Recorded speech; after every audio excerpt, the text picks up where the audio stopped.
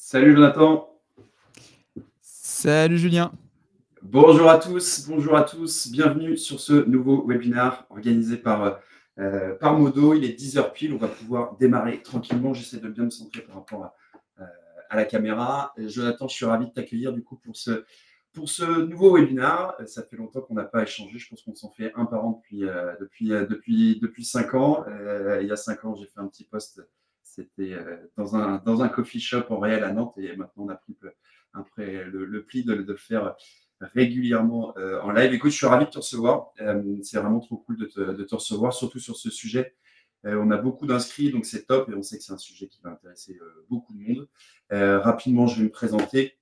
Je m'appelle Julien Tour, mais je suis l'un des cofondateurs de l'agence Modo, qui est une agence digitale de 12 collaborateurs. On accompagne des TPE, des PME dans leur communication digitale, du développement de sites web, du SEO, du SEA, du social ads, du community management, de la rédaction de contenu, du conseil, de la formation.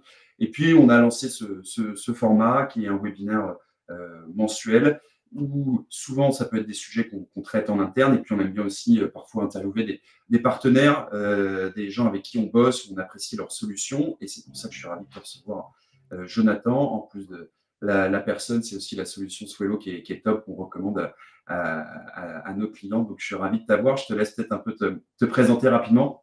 Bah, écoute, avec grand plaisir. Déjà, merci beaucoup pour l'invitation. Comme tu le dis, hein, on fait des interventions communes un peu chaque année. Mais c'est vraiment avec grand plaisir. Et cette photo m'a rappelé pas mal de choses. Et c'était très, très chouette. Il y a déjà 5 ans. Et oui. De mon côté, écoute, je m'appelle Jonathan. Je suis CEO et cofondateur de Swello. Et Swello, c'est une plateforme qui permet aux communicants à gérer au mieux leurs réseaux sociaux. Et j'ai hâte de parler un peu avec toi et avec les personnes qui sont présentes. Merci beaucoup, hein, d'ailleurs, des tendances social media 2024. Il y en a tellement, mais je n'en dis pas plus pour qu'on puisse voir ça sans trop spoiler. Bon, canon, super. Ouais, il y a plein de sujets en 2024. Bon, le digital, c'est toujours quelque chose qui bouge énormément. Sur social media, il y a énormément de choses qui bougent. On a plus de 450 inscrits, donc surtout, n'hésitez pas à poser toutes vos questions directement en commentaire. On sera ravis d'y répondre. L'idée, c'est que ça soit un format court, mais que vous puissiez poser vos questions. Le replay sera disponible dès que le live va être terminé sur LinkedIn. Et puis après, si vous avez des questions, n'hésitez pas à nous ajouter, Jonathan, moi, directement sur LinkedIn. Carrément. On sera aussi ravis d'y répondre. Allez, on rentre dans le vif du sujet, 10h03. Le premier sujet, je voulais aborder avec toi, et parce que je sais qu'il est sur les lèvres de tout le monde depuis un an, c'est la montée en puissance de l'intelligence artificielle. On sait que ça a transformé le paysage des réseaux sociaux, la façon de bosser. Pour toi, quelles sont un peu les innovations majeures qu'on va avoir potentiellement en 2024? Alors, les innovations, elles ont déjà un petit peu commencé, hein, l'un dans l'autre, par rapport à l'IA. C'est vrai que l'intelligence artificielle, ça fait un petit peu peur, mais il faut composer avec parce qu'en fait, ça ne va pas partir. Au contraire, ça ne va que continuer. On a même déjà, hein, des fonctionnalités qui sont dans l'ensemble des outils qu'on utilise au quotidien, qui arrivent petit à petit. Au niveau de la communication, il y a quand même des défis, il y a quand même des choses qui sont intéressantes, puisque l'IA, ça touche à la fois le contenu audio, le contenu vidéo, le contenu textuel, et il y a donc, comme je le disais, beaucoup de choses positives, puisque ça peut nous faire gagner du temps, ça peut nous donner des idées. Ça peut permettre aussi à des entreprises de faire des créations qu'elles n'auraient pas pu faire auparavant. Tu vois, générer des images, je sais pas, en mode studio, bah, ça coûte cher en soi, quand si on le fait dans le réel, j'entends. Alors que là, avec l'IA, ben, ça permet d'aller plus loin, d'aller plus vite. Pour autant, je trouve qu'il y a des petits dangers par rapport à tout ça et qu'il faut faire attention. Moi, je pense notamment à la voix, pour commencer, avec Angèle, on l'a tous vu. On l'a tous écouté, du coup, cette reprise qui n'est pas Angèle, c'est l'IA, mais qui a cartonné. Donc, tu vois, en termes de droit, là, il y a Universal qui a enlevé toutes les musiques de TikTok. Enfin, tu vois, ça me fait penser à tout ça, tout ce qui est lié à la musique, tout ce qui est lié aux droits musicaux. Où est-ce qu'on en est finalement? Est-ce que ouais, la voix est protégée, mais comment la protéger via de la génération d'IA? Enfin, c'est assez complexe. Je pense au texte. Tu vois, on travaille chez Swello avec beaucoup d'entités publiques, et quand on parlait de l'intelligence artificielle, de ChatGPT notamment, donc on génère du texte via ChatGPT, mais ça va prendre des bouts de plein d'endroits. Donc il y a toutes les sources qu'il faut citer, mais éthiquement, comment on se place? Tu vois? Parce que ça veut dire que si je passe par ChatGPT, ben, du coup, je vais moins faire travailler des gens en local peut-être, des rédacteurs, des rédactrices. Donc, tu vois? Ça pose aussi des questions et après on a, au niveau des visuels, moi, une grande question, notamment sur X, où il y a pas mal déjà de questions qui se posent sur le contenu qui est publié, sur est-ce que c'est vrai, est-ce que c'est faux. Là, on a vu lors de manifestations en France des images qui ont été partagées avec un vieux monsieur qui était un peu violenté. Est-ce que c'est vrai, est-ce que c'est faux? Ça a tourné plusieurs jours et au bout de plusieurs jours, bah, en fait, c'était une fausse image. Donc, tu vois, ça remet plein de choses en question et pour autant, ça nous aide au quotidien. Même nous, chez Swello, on propose désormais des fonctionnalités comme de la génération de hashtags par rapport à ce que tu écris.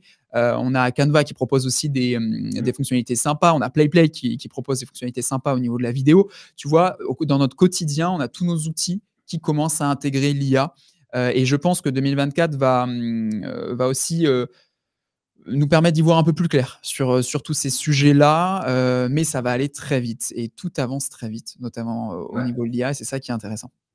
Ouais, c'est clair. Même, tu vois, sur le sujet digital, ça a toujours été ça. Enfin, moi, je trouve que ça a toujours été ça. L'innovation, de toute façon, va plus vite que la régulation, que la loi, Ouais. etc. Donc, on innove. La loi essaie de rattraper, de passer derrière, mais le digital a toujours un temps d'avance. Nous, on a beaucoup, tu vois, ce retour aussi, soit avec des clients qu'on accompagne, c'est sur le boulot de community manager. Alors, je sais que c'est un sujet aussi sur le boulot de rédacteur, mais en fait, est-ce qu'il n'est pas voué à disparaître si on se dit qu'une IA bah, est capable de pondre des visuels, de rédiger du contenu? Alors, je pense connaître déjà ta réponse, j'ai la mienne, mais je suis curieux d'avoir ton retour là-dessus. C'est une vraie question, tu vois, qu'on nous pose aussi. Est-ce que ça va, supprimer mon métier? Tu vois, c'est la crainte, bien sûr, que ce soit dans le CM, enfin dans le community management ou en général, hein, enfin sur d'autres types de métiers. Moi, je ne pense pas. Je pense pas que le métier de community manager va disparaître. Pourquoi? Bah, parce que dans community manager, déjà, tu as community et la communauté, c'est nous, on est des êtres humains et du coup, il y a quand même ce que n'a pas pour l'instant et ce que n'aura, je l'espère pas, l'IA, c'est ce côté, sentimental, c'est ce côté humain, c'est ce qui fait qu'on est des humains et pas des robots.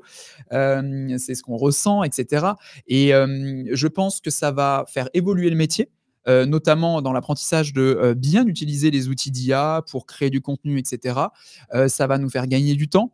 Pour autant, là, on voit de temps en temps sur LinkedIn des intelligences artificielles qui répondent en commentaire, tu vois? À des posts et pour l'instant, c'est pas encore très bien fait. Ça va arriver et ça va être encore mieux fait parce que c'est ça aussi le truc de l'IA, c'est qu'aujourd'hui, c'est peut-être pas, optimal, mais dans quelques jours, quelques semaines, quelques mois, ça va l'être, tu vois? Ça va tellement vite que ça peut l'être. Donc pour te répondre, non, je pense pas que ça va supprimer le métier de community manager, mais comme à chaque fois, comme chaque révolution ou évolution, bah, ça va nous challenger, ça va nous permettre d'aller plus loin, nous faire gagner du temps. Tu vois, ça a été la même chose avec, alors internet. Bon, moi, je l'ai pas forcément, tout vécu, mais tu vois, il y a des révolutions qui font que, ça fait peur. On se dit: «Mais en fait, ça va supprimer tout» et en fait, bah, ça va peut-être faire évoluer certains métiers. Mais le métier de Ouais. CM, je suis pas certain à date. Après, c'est une crainte parce qu'on n'est jamais sûr. Mais Carrément, qu'est-ce ouais, je sais puis pas je ce que pense tu en que penses? ouais, le métier de CM, en fait, il va juste évoluer. C'est-à-dire qu'aujourd'hui, oui, un CM, il doit pouvoir être capable de bosser avec une IA, de savoir ce que c'est de rédiger un prompt, d'être efficace. Et alors, ce que je trouve un peu dur, c'est que parfois, le métier de community manager n'est pas assez valorisé. Tu vois, auprès de certains clients, certains pensent encore que c'est juste appuyer sur un bouton et faire des posts sur Instagram ou sur LinkedIn et que ça prend 2 minutes. Donc déjà, on a une difficulté à faire valoriser ce métier. Avec l'IA, certains clients pourraient dire bah, attendez, là, vous n'avez plus Bien rien à sûr. faire. Alors qu'en fait, si, comme tu le dis, il y a la communauté, il faut comprendre le fonctionnement des algos, ça change tous les 4 matins. Et puis là, en fait, il faut savoir briefer une IA. ChatGPT, ok, il y a un an, tu posais une question, il te donnait une réponse, tu étais là, bon, ok, c'est sympa, mais en fait, si tu publies ça sur les réseaux sociaux, ça va être niveau zéro, ça va être très lisse. Donc, il faut apprendre aussi, à mon avis, à évoluer avec son temps et à utiliser cette IA comme un outil. Tu vois, comme je peux me dire, bah, en fait, je me forme à l'utilisation de Swello, c'est l'instant promo, mais pour être plus pertinent, gagner du temps, Clairement. avoir des reportings ma veille, bah, je vais utiliser l'IA aussi pour d'autres sujets, quoi. Clairement et juste un point pour rebondir sur ce que Ouais, tu viens de dire, oui, le métier de community manager, social media manager, ces métiers-là, ne sont pas encore, je trouve, pas encore assez reconnus à leur juste valeur. Pour autant, depuis, le post-covid, ça s'est bien amélioré parce que les entreprises ont compris que c'était le dernier lien qui nous restait dans cette période-là. Tu vois, nous, pour l'avoir vécu de l'intérieur, il y a eu les budgets com qui ont été coupés au début du Mmh. Covid. Et puis après, on s'est rendu compte, c'est le dernier lien. Tu vois, les réseaux sociaux qui nous restent pour se parler en tant qu'humain. Et en fait, c'est à ce moment-là, et d'ailleurs, j'ai eu la chance de rédiger une petite tribune à ce sujet. C'est pour ça que ça c'est très important aussi pour moi, pour nous. Depuis, les community managers, social media managers sont revalorisés à leur juste valeur. C'est des métiers importants, nécessaires. C'est ce qui garde le lien. C'est aussi l'image de l'entreprise, en tout cas une partie de l'image. Donc, c'est important, ouais, cette partie. Ouais. Je vois qu'on a des questions là qui arrivent. Je vous propose, posez vos questions, on les prendra à la fin, histoire de bien dérouler tout le contenu du webinaire. Et puis, évidemment, on pourra les traiter à la fin avec plaisir. Avec plaisir, ouais. Top. Et quand on a préparé un peu ce webinaire, toi, tu me disais aussi qu'il y a un sujet d'IA avec l'influence. Est-ce que tu peux nous en parler un peu plus? Ouais, sujet assez intéressant. Et là, pour le coup, on rentre encore plus dans les tendances 2024. Il y a l'apparition d'influenceurs, influenceuses totalement générés par de l'IA. C'est le cas de Anne Kerdy, si je ne dis pas de bêtises, qui promeut la Bretagne, qui en fait n'existe pas. C'est ça qui est assez intéressant, c'est que c'est une personnalité qui n'existe pas et qui pour autant, et là si vous allez sur son compte Instagram, a fait la couverture d'un magazine, je crois, focus sur l'IA. Bon, ça fait sens. Mais donc voilà, c'est une entité qui fait des posts sur Instagram, qui a 8000 abonnés, pour dire que la Bretagne, c'est très chouette. Et oui, la Bretagne, c'était chouette, très, très chouette, mais comme le Sud, bien sûr, parce que nous, on est basé à Toulon. Mais voilà, c'est ça qui est intéressant, c'est qu'on est en train de faire un mélange entre l'IA, l'intelligence artificielle, et derrière l'influence. Donc, c'est un peu une évolution. Ça existe pas mal, notamment au Brésil, pas mal en Amérique. Et là, du coup, c'est un premier exemple en France, ce que je trouve très intéressant, ouais, carrément. Ouais. Et du coup, ça fait la transition avec un deuxième sujet. Nous, c'est quelque chose qu'on a vu beaucoup arriver. Alors, déjà l'année dernière, peut-être même déjà un peu l'année d'avant, ce sujet un peu de micro-influence qui explose. De notre côté, si tu veux, du côté de Modo, nous, on ne fait pas d'influence en direct, de campagne d'influence, etc. C'est vraiment un métier à part entière, mais on voit vraiment qu'il y a une volonté et une stratégie en fait de toucher de la micro-influence, de se dire, OK, il n'y a pas que les plus gros qui sont difficiles à atteindre, qui peuvent coûter cher, qui ne sont pas forcément en raccord avec ton positionnement. Et ce créneau, j'ai envie de dire, la micro-influence qui a beaucoup évolué au cours de ces dernières années. Toi, tu penses que cette micro-influence, en 2024, quel va être son rôle? Et puis en plus, avec des enjeux aussi qui arrivent en B2B. Ouais, exactement, c'est sur quoi j'allais rebondir. Nous, de notre côté chez Swello, c'est vrai qu'on fait ce choix-là. C'est-à-dire que, on a fait le choix, on est en train de monter là une stratégie influence, de travailler avec beaucoup de micro-influenceurs, enfin en tout cas de plus petits influenceurs plutôt que un ou 2 très grands, créateurs de contenu, influenceurs. On se dit que ça peut toucher, une cible peut-être plus petite en quantité, mais que ça peut faire plein comment dire, plein d'étincelles, quoi. C'est vrai qu'on a beaucoup analysé quand des créateurs de contenu avec beaucoup d'abonnés partageaient du contenu, et ça, et aussi c'était une histoire euh, de direction qu'on voulait donner, de vision qu'on avait. La micro-influence, on y croit beaucoup. Et sur un produit tel que le nôtre, puisqu'on est du B2B, on pense que vraiment travailler avec des gros influenceurs, ça peut moins marcher. Bon, après, c'est aussi des feelings, tu vois. J'ai pas là de chiffres qui dit que, parce qu'on n'a pas encore lancé notre campagne d'influence. Donc, on va le vérifier prochainement. Quoi qu'il en soit, l'influence et le B2B, notamment sur LinkedIn, c'est pour nous aussi une tendance de l'année. Pour raconter une petite anecdote assez rapide, il y a 3 ans, 2 ans, l'influence n'était pas encore présente sur LinkedIn, en tout cas très très peu. En tout cas, je parle vraiment là de posts sponsorisés, hein, sur LinkedIn. Et on m'avait contacté pour faire la promotion d'un casque audio avec un budget énorme. C'était 7 000 € pour 3 posts LinkedIn. Ça paraît vraiment énorme, d'autant plus que ma communauté, qui est une très belle communauté, à l'époque, je crois que j'avais 20 000 abonnés, reste par rapport à d'autres réseaux faible. C'est-à-dire que 20 000 abonnés face à des personnes qui ont des millions d'abonnés, ça reste faible.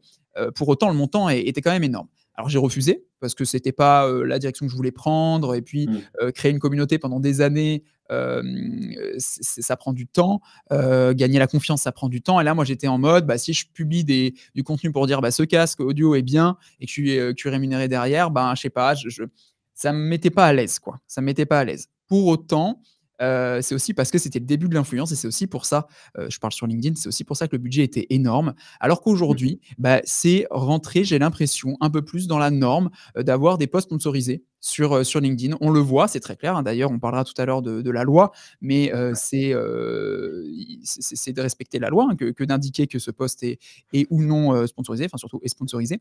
Mais oui, donc voilà, l'influence arrive de plus en plus sur LinkedIn en mode B2B, avec des posts sponsorisés. Nous, du coup, bah, dans notre campagne d'influence, on est en train de réfléchir à un budget qu'on va allouer à nos influenceurs, à nos créateurs de contenu. Mais c'était pour vous montrer l'exemple qu'avant, c'était tellement nouveau que les budgets étaient énormes, qu'il y avait très peu de personnes qui l'acceptaient, alors qu'aujourd'hui, ça rentre un peu plus dans la norme et c'est en ça qu'on se dit que oui, l'influence et le B2B, ça arrive sur 2024. Ouais, et je devance un peu parce que je sais que la question va tomber parce que nous, on nous la pose régulièrement. Je veux faire une campagne d'influence, en B2B. C'est quoi le budget? Ça coûte combien un poste? Alors je te pose la question de façon très générique comme ça et moi j'attends, Vaste, ta réponse. Ouais. c'est vaste, ça peut aller de quelques centaines d'euros à des milliers d'euros pour le coup. Nous, pour commencer, on est plus sur des centaines d'euros, le poste. Après, il y a aussi une logique de notre côté sur cette campagne de faire, durer la campagne 6 mois, sur une dizaine, quinzaine de créateurs de contenu. Et donc en fonction de critères que nous avons posés, pardon, que ce soit, je sais pas, le nombre d'impressions, que ce soit le retour sur investissement, enfin voilà, il y a plein de critères, mais aussi on prend un critère de point d'interrogation, c'est-à-dire quelque chose qu'on n'a pas encore mesuré, qu'on n'a pas encore, sur lequel on n'a pas encore eu de retour. Bah, on a défini un budget. Après, c'est au créateur, à la créatrice de nous dire, bah, moi, ça rentre dans les clous ou pas. Donc ça, il faut qu'on regarde encore un peu parce qu'on a commencé à contacter des créateurs, mais pas tous. Donc est-ce qu'on est en dessous, au-dessus de ce qui se pratique? C'est ce qu'on va vérifier. Mais des discussions que j'ai déjà pu avoir, voilà, en centaines d'euros, je dirais entre 100-150 € un post pour un créateur de contenu qui nous intéresse, c'est le budget qu'on a décidé d'allouer.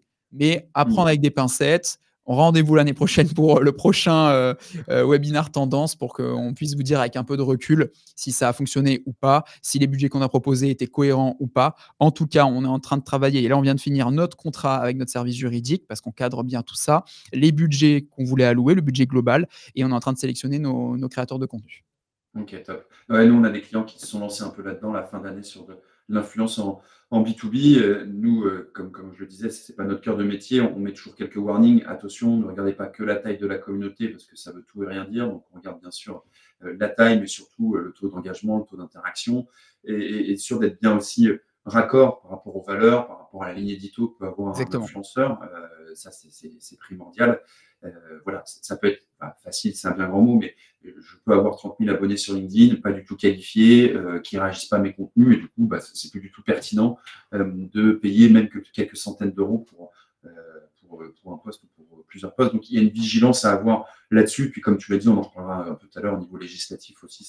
C'est un gros sujet sur 2024 avec la fin de l'année Ouais. 2023 qui a été bien chargée. Top. Nouveau sujet sur 2024, l'UGC, donc User Generated Content, pour ceux qui connaissent pas forcément ce terme, notamment sur des campagnes social ads, c'est devenu en 2023 quasiment un incontournable. On Exactement. voit encore des clients qui sont un peu réfractaires parce qu'ils se disent non, mais l'UGC, c'est fake, je veux parler que de mes produits, il n'y a que moi qui en parle le mieux, etc. C'est quoi un peu ton avis là-dessus, à la fois sur ce format-là et à la fois sur ce que tu imagines en 2024? Bah, tu as commencé à le dire, c'est vrai que l'UGC et c'était d'ailleurs ce qu'on indiquait dans les tendances 2023 l'année dernière, l'UGC est en train de de gagner en puissance. Là, on voit que l'UGC s'installe et maintenant est, pareil, prendre la place et ça fonctionne, quoi. Et c'est ça qui est plutôt chouette. Donc, qu'est-ce que je pense de ce format? Moi, je trouve ce format très intéressant. L'UGC, ça date pas d'hier, quoi. C'est-à-dire le contenu généré par les utilisateurs, ça fait longtemps que c'est là. Quand vous repartagez une story d'un membre de votre communauté, c'est un petit peu de l'UGC, quoi. C'est du contenu que votre utilisateur a généré. Vous le prenez, vous vous en servez pour faire une sorte de preuve sociale. Regardez, je parle pour nous typiquement, regardez, il y a plein d'utilisateurs qui sont contents d'utiliser Swello et pourquoi pas vous? Voilà, tu vois, c'est ça finalement l'UGC, quoi. Ouais. Et c'est vrai que ça prend de l'ampleur. Pourquoi? Parce que maintenant, on voit l'apparition d'un nouveau métier, enfin d'un nouveau métier, d'une nouvelle branche. Le métier, je dirais, de créateur de contenu UGC, ce qui n'était pas le cas avant. Là, ça a vraiment pris beaucoup d'ampleur en 2023. La différence cette année et pour 2024, c'est que les marques s'y intéressent et les marques demandent à des créateurs de contenu qui ne sont pas des influenceurs forcément, hein, qui ne sont pas des personnes avec des millions d'abonnés, de générer du contenu, de s'enregistrer, de dire bah voilà, ce contenu est chouette, regardez comment je l'utilise, chez moi ça marche bien, etc. Attention, hein, faut regarder nos valeurs, il faut que ce soit du contenu qui soit testé, qui soit approuvé, qui fonctionne bien. Il ne faut pas dire que c'est génial alors que c'est pas génial. Enfin, en tout cas, moi, c'est ce que je pense. Mais ça marche aussi pour ce que je disais précédemment sur les posts sponsorisés.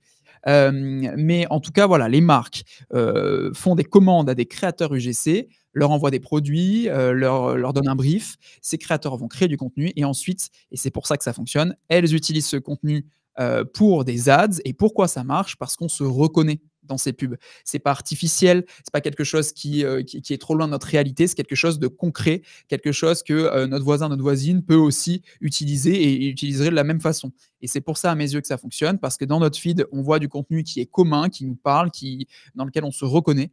Et en fait, c'est de l'UGC et c'est pour ça que les marques l'utilisent. Donc voilà, je trouve ça très intéressant et on voit une véritable évolution sur les 2 dernières années. Donc en 2024, pour moi, ça ne peut que croître à nouveau. Ouais, la crainte souvent, donc on peut avoir des clients, c'est de dire ouais l'UGC, mais si on demande à un client effectivement de filmer, la qualité va pas forcément être au rendez-vous, le son, l'image, etc. Toi, c'est quoi ton retour là-dessus? Pardon, sur la partie création, tu veux dire? Ouais, sur la partie création, ouais. Ben, moi, de ce que je vois, mais c'est très personnel, ce qui marche le mieux, c'est l'authenticité. Comme d'habitude, enfin comme d'habitude, c'était aussi une tendance de 2023 qui va continuer en 2024. On en a je parle pour moi et d'autres personnes autour de moi, parce qu'on en a déjà discuté, on en a un peu marre de tout ce qui est prévu. On a besoin d'humain, on a besoin d'authenticité, on a besoin de quelque chose qui nous parle, qui nous fait ressentir des émotions.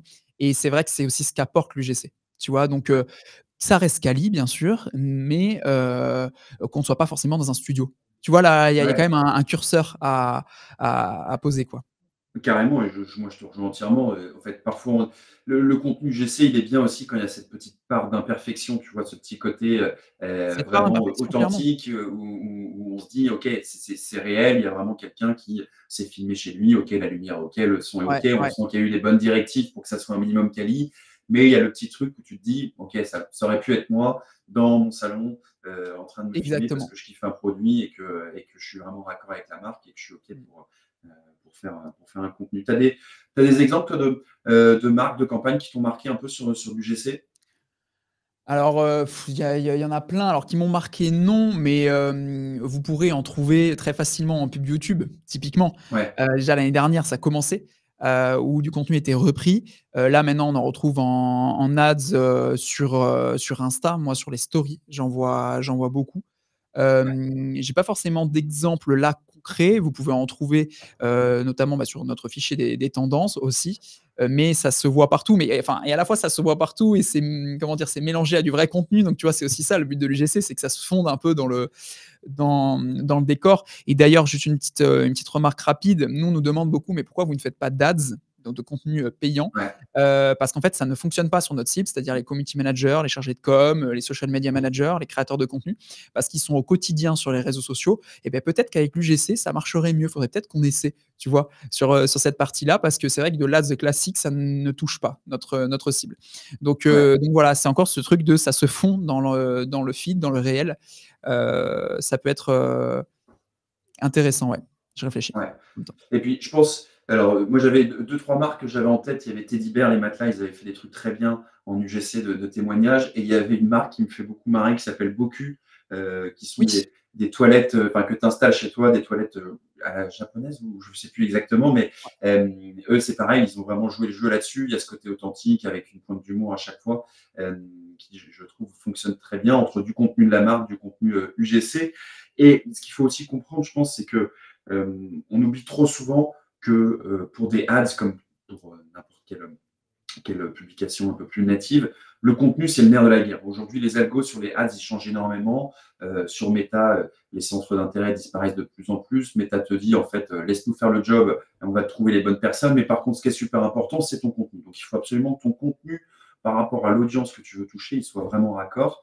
Et c'est là-dessus qu'il faut bosser. Et l'UGC, du coup, il coche beaucoup de choses parce qu'en fait, ton utilisateur, ta cible, l'objectif, c'est qu'elle s'identifie tout simplement à la personne qui va prendre la parole et qu'elle se dise, en fait, ce produit, ce service, en fait, moi, je peux en avoir besoin et j'ai envie d'en savoir plus. Ouais, carrément. Et puis, comme je vois un petit peu les commentaires en parallèle, comme le dit Cassandra, c'est vrai que l'UGC n'a pas vocation, comme on le disait, à être parfait, mais doit engager et convertir. Parce que c'est vrai que quand bien même c'est du contenu qui n'est pas parfait partout, faut pas oublier la finalité pour les marques, c'est-à-dire que ça convertisse. Donc, Ouais, je suis en accord avec ça. Et merci d'ailleurs à tous et à toutes de mettre des petits exemples en commentaire. C'est très chouette, ça permet aussi de compléter nos discussions. top, super. Merci Jonathan là-dessus. Il y avait un sujet, alors c'est plutôt moi qui l'ai poussé, je peux en parler un peu, c'est le FOOH, le Fake Out of Home. C'est un sujet, pareil, j'ai fait un petit post LinkedIn il y a quelques semaines là-dessus que j'ai beaucoup vu là, fin 2023, qui devrait Ouais, vraiment exploser en 2024, que je trouve très cool. Pour résumer, en gros, on a vu North Face a publié une photo où on voyait Big Ben avec la ouais. grosse doudoune North Face autour. Mais il y a eu plein d'autres exemples sympas. Il y a eu une marque plus petite, les petits culottés, une grande affiche sur l'Arc de Triomphe. Et en fait, tout ça, c'est du contenu fake hein, qui n'existe pas. Ça veut dire que vous imaginez bien que mettre une doudoune autour de Big Ben, j'imagine pas les démarches, les contraintes, les problèmes qu'il peut y avoir. Et ça, typiquement, c'est généré alors soit par des top graphistes, soit par de l'IA. Toi, tu as un avis là-dessus, même si je sais que c'est pas forcément le sujet que tu suis le plus. Qu'est-ce que tu en penses? Et bien sûr, non, mais je trouve ça très chouette. Je trouve ça très, très chouette. Là, il y a Netflix qui vient de sortir aussi une OP à ce niveau-là pour une nouvelle série qui arrive. Et c'était un camion dans les rues de Paris Ouais. qui était en train de sniffer les bandes blanches de la route. Alors, je pense que c'était pour une série particulière. Je me souviens plus du nom. Enfin, je veux pas dire de bêtises. Je pense en avoir Ouais. un, mais voilà. Il y a plein d'OP qui sortent. Moi, ce qui me fascine, c'est juste qu'on dirait que c'est réel. On sait que c'est pas réel, mais on dirait que c'est réel. Et c'est quand même très bien fait, c'est quand même très chouette, c'est très créatif et c'est mon côté justement créatif qui fait que j'adore ça.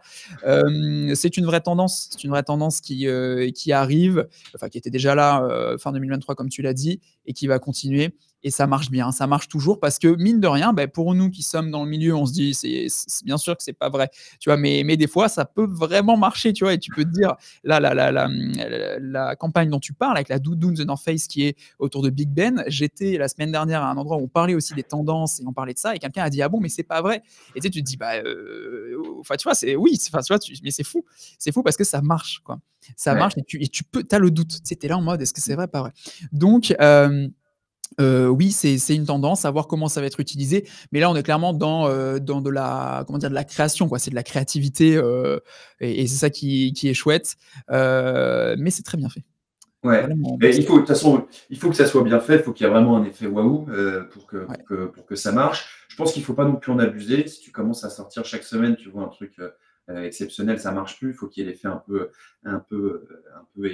effet de surprise. Et pour autant, je pense aussi, je rebondis sur ce que tu disais tout à l'heure, ça peut poser aussi un peu des contraintes un peu éthiques, tu vois. C'est-à-dire que si tu dis pas que c'est fake, est-ce que ton audience, elle va pas se sentir lésée? Tu vois, elle apprend 3 mois après. C'était fake en fait. Moi, j'étais persuadé que c'était vrai. J'ai dit à tout mon cercle, vous avez vu la campagne, ils m'ont tous dit que c'était fake. Et moi, j'ai milité pour dire, ben non, c'est vrai, c'est sûr qu'ils l'ont fait. Est-ce que tu vois, est-ce qu'on ne doit pas communiquer tout de suite sur le fait de dire, en fin de poste, de dire que c'est un truc fake? Il paraît que tu vas avoir des enjeux là-dessus de légitimité, des trucs un peu éthiques, pour pas biaiser l'utilisateur. Ouais, complètement. Et puis, pareil, hein, je lis les commentaires en parallèle. C'est vrai qu'il y a, alors je vois plus où était le petit commentaire. Hop, hop, hop, je le verrai là. Oui, bah, c'est Gaël qui nous dit: «Est-ce qu'il y a des réglementations?» Tu vois? C'est vrai que j'avais vu aussi j'avais vu une opération, à l'Arc de Triomphe, tu vois? Pour Spider-Man, je crois. Ouais. Pareil et moi je m'étais posé la question: «Mais est-ce qu'ils ont le droit de faire ça?» Tu vois? Au niveau de l'Arc de Triomphe en termes de règles, est-ce que tu as le droit d'utiliser l'image, d'un, tu vois, d'un monument national. Enfin, c'est vrai que ça pose des questions. Et pour te répondre, c'est comme pour l'IA. Pour moi, je pense qu'il faut indiquer à chaque fois.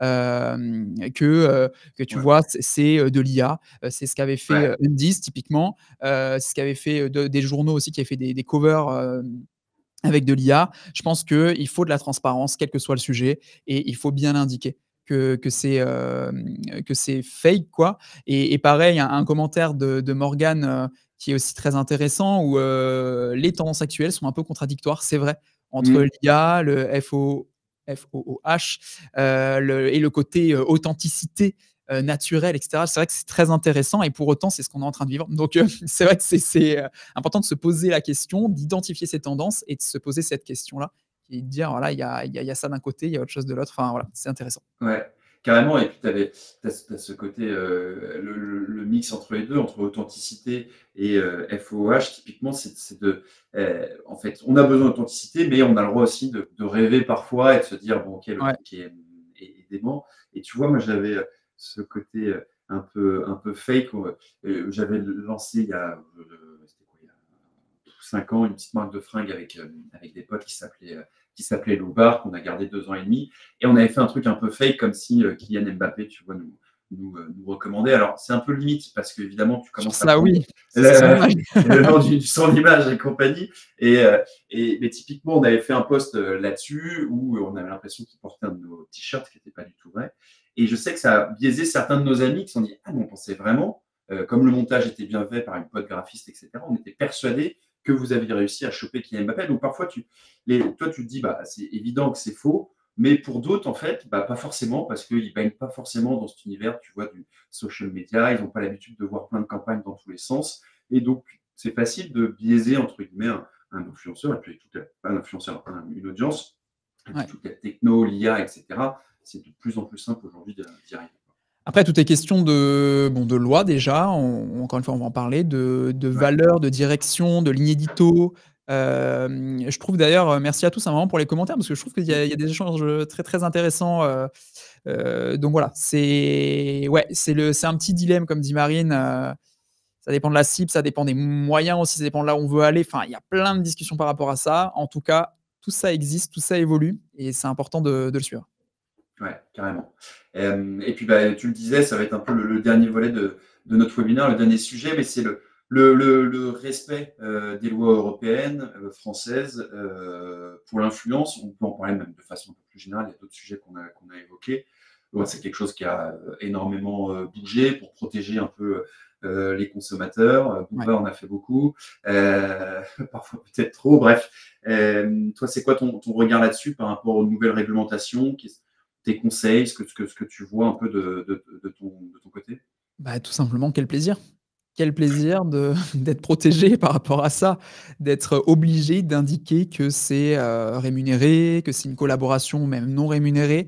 J'avoue que des fois, des créateurs de contenu, jouaient, mais ils avaient le droit à l'époque, tu vois? Ils jouaient un petit peu, où ils mettaient que c'était rémunéré, mais avec une couleur, beige sur un fond beige, tu vois? Donc s'il y avait une petite étoile, mais on le voyait sans trop le voir. Enfin, c'est le jeu aussi, c'était le jeu aussi. Mais aujourd'hui, quel plaisir de cadrer. Alors après, tout ça, c'est nouveau, hein. Nous, quand on a lancé Swello en 2010, le community management existait, mais n'était pas identifié. Tu vois, c'était pas marqué, Mmh, toi, tu es community manager, toi, tu es bien social media sûr. manager. Mmh, C'est encore récent. 2010, c'est quoi? C'est il y a 14 ans, tu vois. Enfin, mmh, ça reste récent. Donc, l'apparition de cadres, de lois, autant sur les données, je pense au RGPD, autant sur la transparence, notamment avec les créateurs de contenu, les influenceurs.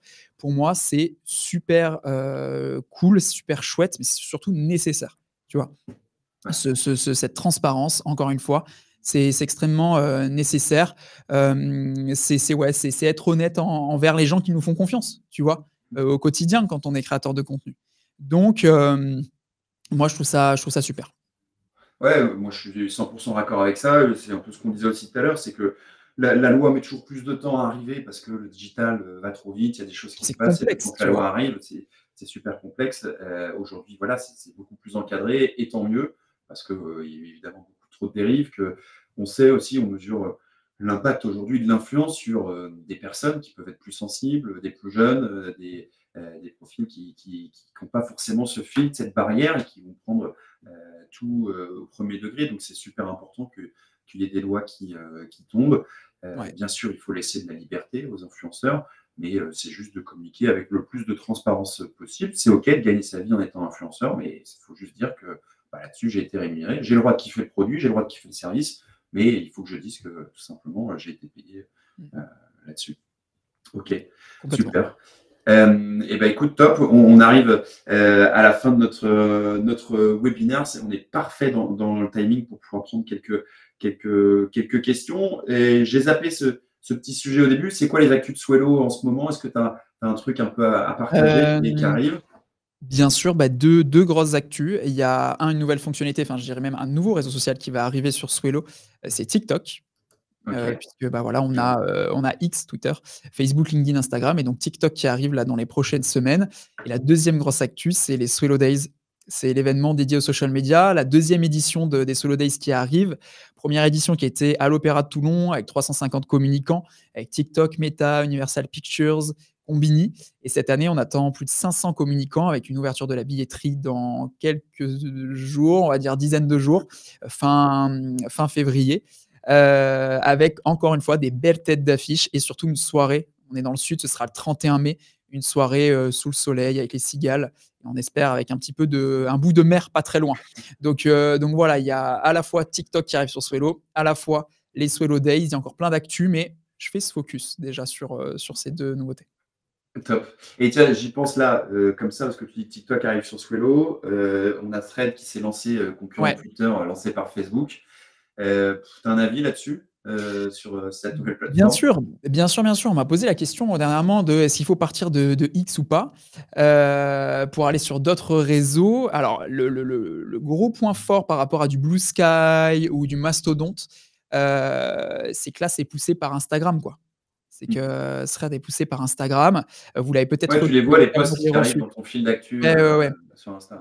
Moi, j'ai reçu là une notif il y a quelques jours en mode, il y a un nouveau thread qui a été publié sur Thread par Thread. Je fais: «Waouh!» En fait, ils poussent énormément alors que les autres, ben, ils doivent tout créer de zéro. Nous, ça nous est beaucoup demandé en ce moment. Est-ce qu'il est possible OK. d'intégrer, Thread à Swello? On attend, une API, on attend aussi de voir comment ça se passe. C'est-à-dire qu'il faut voir si c'est beaucoup utilisé, pas beaucoup utilisé.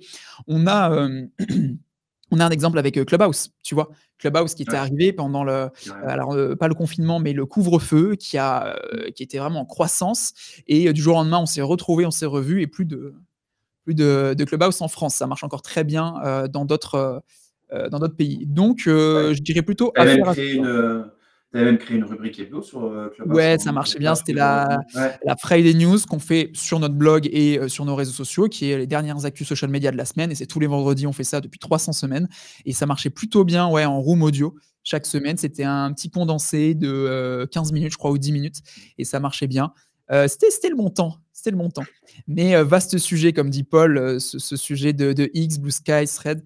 C'est vrai que X, faut aussi attendre parce que, moi, je me dis, voilà, Elon Musk voulait rendre, X Mmh. payant, mais comment pour des entités publiques typiquement avec qui on travaille beaucoup, comment elles pourraient demander à leurs concitoyens d'aller sur un réseau où il faut payer, enfin de rester. Enfin voilà, ça pose énormément de questions. Elon Musk est un peu en roue libre. Je dis ça en toute réalité parce que nous, il nous a demandé du jour au lendemain de 0 à 42 000 $ par mois pour garder X sur Swello. Donc voilà, c'est un vaste sujet. C'est un vaste sujet. Top. Bon, ça marche super. Merci Jonathan. Écoute, je te propose qu'on prenne quelques questions. On Avec grand avait plaisir. typiquement cette question de Morgane, au début, comment légitimer l'utilisation de l'IA auprès, d'un client, par exemple? Et j'imagine quand tu es community manager. Je te laisse répondre éventuellement, Jonathan? Ouais, ouais, bah, un petit apport, enfin un petit avis sur ça, c'est vrai que c'est un vrai sujet, mais pour autant, pour moi, ça doit pas l'être. Je m'explique, l'IA, pour moi, c'est un outil. C'est-à-dire que ça ne change en rien, vos compétences, ça ne change en rien, le travail que vous réalisez. Au contraire, ça vous permet de performer encore plus. Donc, légitimer l'utilisation, moi, je dirais, c'est juste, voilà, un outil supplémentaire et ça vous permettra d'aller encore plus loin. C'est des compétences supplémentaires. Comme tu le disais tout à l'heure, on se forme sur tel ou tel outil, on se forme sur, je sais pas, sur Figma, sur Canva, sur Swello. Bah, là, c'est voilà, on se forme sur de l'IA. Ça va vous permettre d'aller plus loin dans votre stratégie, auprès de vos clients. Carrément, et puis apprendre à utiliser un outil, c'est ça qui vous fait être plus productif, plus qualitatif. On m'avait sorti cette phrase il y a quelques années. Aujourd'hui, si je mets 15 minutes à faire un post qualitatif, je ne sais pas, sur Instagram, mais que tu trouves que c'est cher, c'est parce que ça m'a pris 10 ans d'expérience pour réussir maintenant à le faire en 15 minutes et que ça soit super quali. Et ces 10 ans d'expérience, bah, ça se paye en fait. Et c'est pour ça que je peux être rapide et efficace. C'est pas parce que juste ça me prend 15 minutes que je devrais être payé juste quelques euros. C'est pas comme ça que ça Carrément. fonctionne, quoi. Et il y a Gaël aussi, alors je ne mets pas ça, enfin si je peux mettre sa question, qui en fait disait le problème c'est que si les community managers ont accès à l'IA et l'IA a accès aux mêmes ressources, est-ce qu'on ne risque pas d'avoir des contenus qui sont de plus en plus similaires, répétitifs, et donc d'avoir une perte d'originalité? C'est aussi, une question qu'on peut se poser, sur ce sujet, et c'est pour ça que c'est là où, comment dire, l'être humain fait la différence à ce jour. C'est que c'est à nous, c'est à vous d'aller piocher ailleurs et de faire de la veille, de participer justement à des moments comme celui-ci où on peut tous échanger ensemble et et c'est super intéressant. C'est que, ben, ça permet de compléter, tu vois? C'est comme là, moi, je fais tout de suite une comparaison, quand on reçoit des CV de personnes qui viennent de la même école, bah, tu vois, c'est un peu la même chose. C'est-à-dire que comment on fait la différence entre 10 personnes Mmh. qui ont fait le même cursus? Bah, en fait, la différence, c'est que la personne qui est allée un petit peu plus loin, qui a fait plus de veille, qui a créé un projet à côté pour tester et tout, bah, pour nous, ça va plus nous intéresser. Donc là, tu vois, c'est un peu pareil. On a peut-être tous la même base, mais c'est à nous d'aller plus loin et de chercher plus, tout en s'aidant de l'IA. Et je crois que c'est Cassandra qui disait ça aussi tout à l'heure. Pour moi, il faut quand même ne pas mettre de côté l'IA. Il faut l'apprivoiser. Parce que de toute façon, comme je le disais en intro, ça va être là, ça va nous être imposé à un moment donné, qu'on le veuille ou non, et c'est déjà le cas dans certaines apps, même si on ne fait pas la différence. Donc il faut prendre ce sujet à bras le corps et essayer d'en savoir le plus possible. Parce que ça va Ouais. vite. Ça va vite. Ouais, ouais, et puis l'IA, ouais, c'est clair, moi je te rejoins, personne ne doit fermer les yeux là-dessus. C'est, comme les moteurs de recherche qui sont arrivés avec Google, moi je m'en souviens, puis pour avoir échangé avec, quelques personnes, plus expérimentées, pour pas dire seniors maintenant, qui étaient vraiment là à cette époque-là. Ceux qui disaient: «Mais non, mais Google, les moteurs de recherche, pas besoin et compagnie», bah, c'est pas possible. Il faut absolument s'y intéresser. L'IA, c'est pareil. L'IA, en plus, va avoir des impacts sur les moteurs de recherche. Donc, il faut absolument s'y intéresser. Si vous dites je ferme les yeux et puis c'est qu'une tendance, ça passera, j'ai peur que vous soyez vite justement Il y a dépassé. des sujets où c'est le cas. L'IA, pour moi, ça ne l'est pas. Et je reprends le commentaire de Rodolphe qui dit l'IA est au service, elle ne remplace pas. Je suis assez d'accord Ouais, sur ça. ouais. On avait une question maintenant plus sur de l'influence de Marine qui disait Ouais, super intéressant vous ça. mettez des objectifs chiffrés sur les vues, l'engagement à vos influenceurs B2B. C'est une très bonne question, ouais, Marine, je me suis gardé de pas y répondre tout à l'heure, parce que c'est vrai que je voulais y répondre tout de suite. La réponse est non. Pourquoi? Parce que c'est comme si je disais à la team communication chez Swello, atteignez, tant de followers en tant de temps. En fait, c'est pas réaliste. C'est-à-dire qu'on peut tout mettre en place pour atteindre des objectifs, essayer, de faire grandir notre communauté, et d'essayer d'aller plus loin. Mais pour moi, c'est pas réaliste et c'est pas cool et c'est enfin, tu vois, c'est pas OK quoi de dire, bah, on vous donne tant d'argent, je sais pas, je dis un exemple, on vous donne 100 €, bah, il faut que vous génériez au moins 100 likes. Bah, en fait, j'en sais rien quoi. Ça peut marcher comme ça peut ne pas marcher quoi. Donc pour répondre, on ne met pas d'objectifs chiffrés. Néanmoins, comme c'est notre première campagne, on attend et on a hâte de voir les chiffres que ça peut générer, les vues et on veut tous ces chiffres parce que pour moi, sans KPIs, on ne peut pas aller très loin, que ce soit dans le social media, que ce soit dans tous les sujets. Donc non, il n'y a pas d'objectif. Néanmoins, on va quand même être très attentif à ces chiffres pour voir un petit peu ce que ça peut générer. Mais c'est comme quand on me dit oui, passer par un outil externe, ça fait baisser les stats, et Mmh. cetera. Moi, j'ai des contre-exemples totalement vraiment fous où ça je peux il y a des posts générés, enfin créés par Swello qui génèrent des centaines, voire des dizaines de milliers de likes.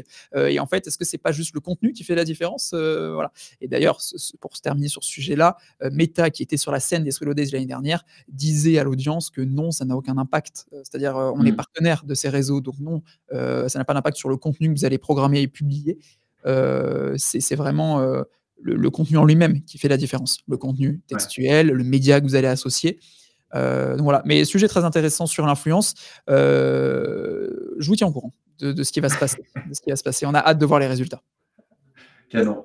On avait une autre question aussi. Est-ce que vous avez une bonne technique pour calculer l'engagement d'un influenceur? Alors nous, ce qu'on regarde, encore une fois, c'est pas notre métier, mais pour se faire un avis, ce que je disais, il ne faut pas se focus uniquement sur la taille de sa communauté. C'est plutôt un ratio qu'on va avoir entre le nombre d'interactions, évidemment, qu'il peut avoir sur un post et la taille de sa communauté, parce qu'on n'a pas forcément accès à son reach, sa couverture ou le nombre d'impressions qu'il fait sur son post.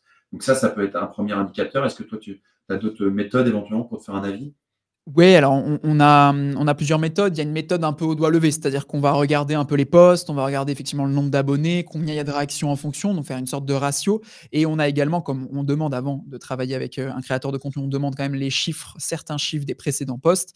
On applique notre formule, c'est-à-dire la formule d'engagement utilisée sur les dashboards Swello, qui est réaction plus commentaire plus partage plus clic sur le nombre d'impressions, à adapter bien sûr en fonction du réseau social. Parce que par exemple sur Insta, c'est pas des partages, mais c'est des enregistrements. Sur X, c'était des retweets, mais bon, maintenant c'est des partages. Mais il y a maintenant les citations.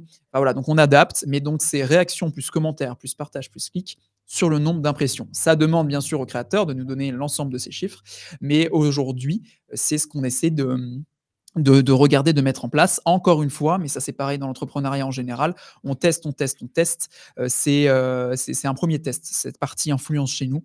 On va voir si à l'avenir, on demandera peut-être d'autres KPIs, on demandera peut-être d'autres choses. En tout cas, juste pour revenir d'ailleurs, Marine, j'y pense, on a véritablement donc un contrat qu'on fait signer à notre créateur de contenu avec tout de même les engagements, le nombre de posts qui devra être publié, les chiffres qu'il devra nous fournir et sous combien de temps. On essaie de cadrer au maximum.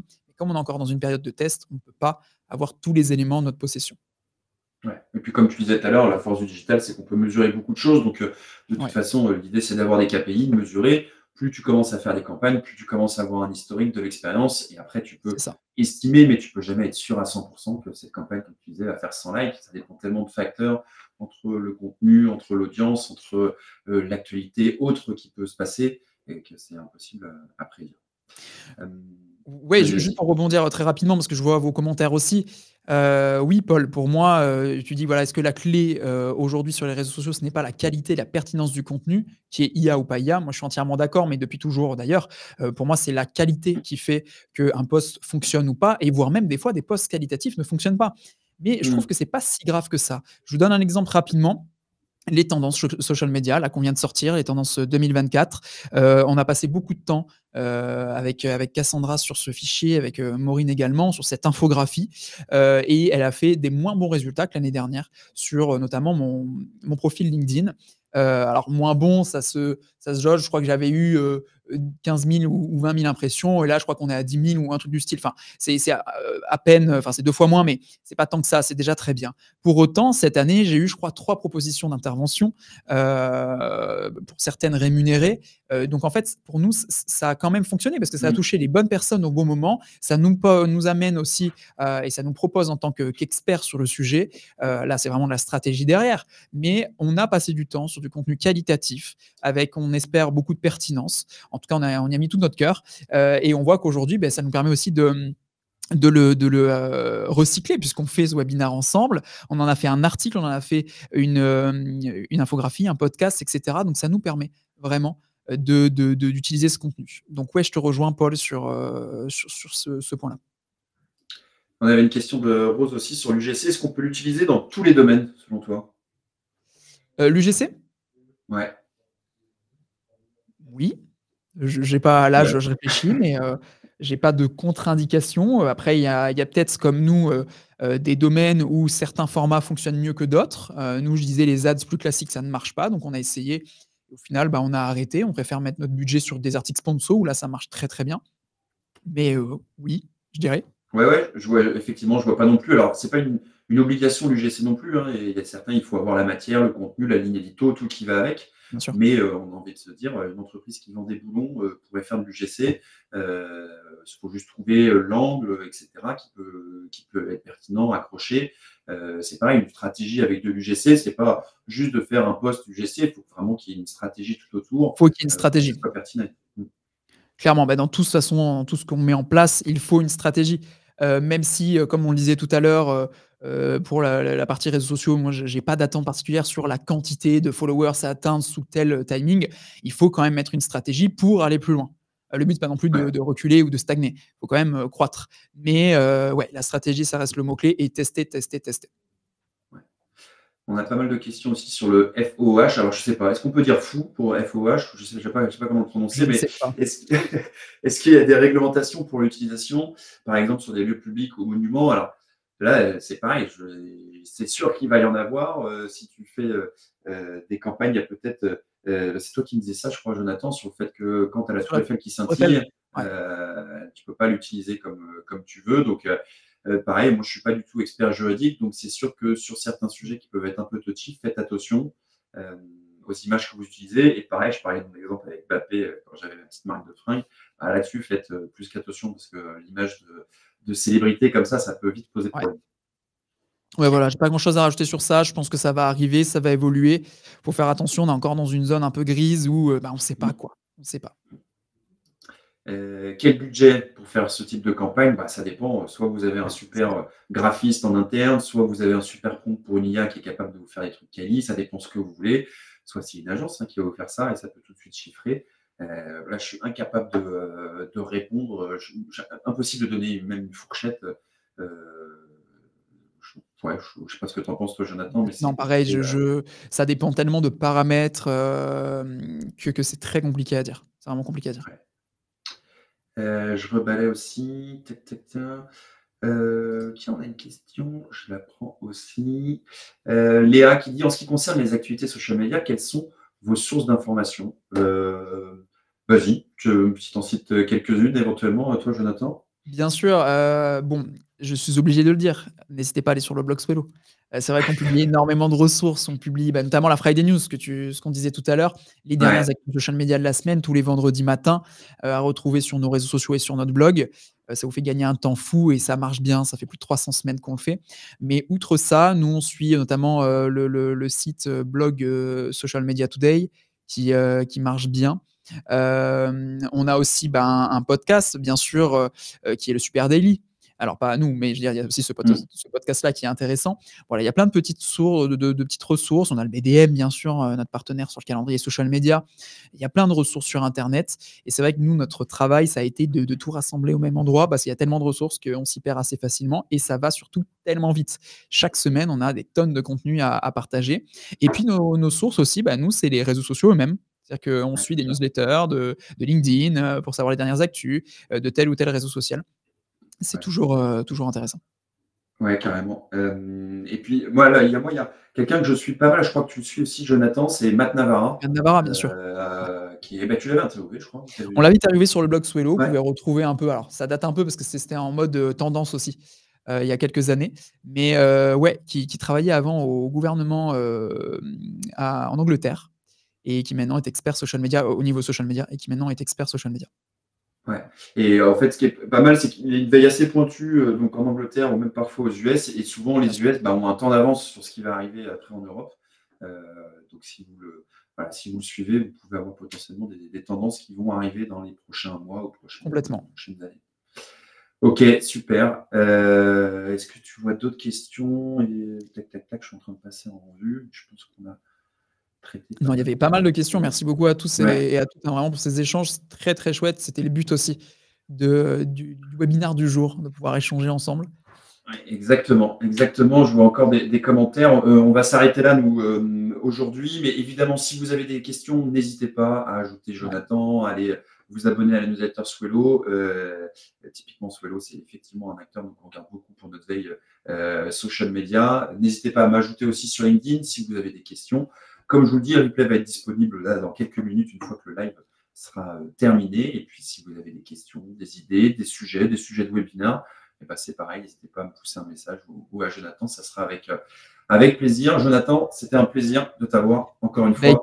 écoute, merci à toi. Comme à chaque fois, c'est toujours un plaisir et je me permets de préciser qu'on sera de retour avec l'équipe Swello à Nantes. J'ai regardé les dates, ce sera le 5 et 6 juillet, pardon, 5 et 6 juin, pour le festival Excellent. et demain qui Ah, remplace, bah, cool. le Web 2D pour cette année puisqu'on est, un des Ouais. partenaires, de cet événement et donc on pourra se revoir à cette occasion-là, Julien, pour refaire une photo comme il y a 5 ans, dans ce café.